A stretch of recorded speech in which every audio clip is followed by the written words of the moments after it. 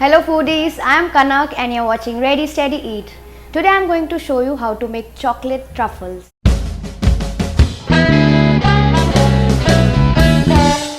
These are mini bite-sized chocolate dumplings which are rolled on coatings, and these are served as desserts. So let's see how to make this.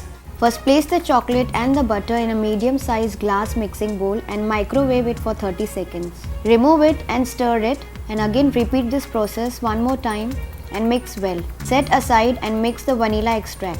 Meanwhile, heat the heavy cream in a small saucepan over medium-high heat for 2 minutes and then remove it from the heat and pour the mixture over the melted chocolate mixture. Now let it stand for around 2 minutes. Now stir it well until all the chocolate mixture is smooth and creamy.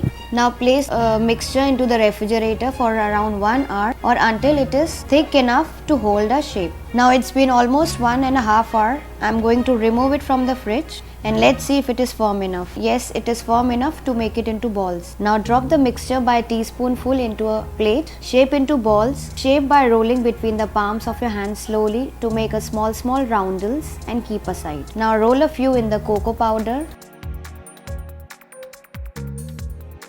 Few into the nuts of your choice.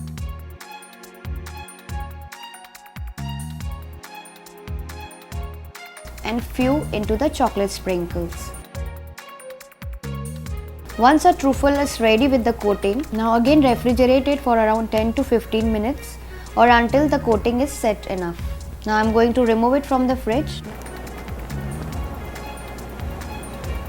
It's really amazing. This one you have to try.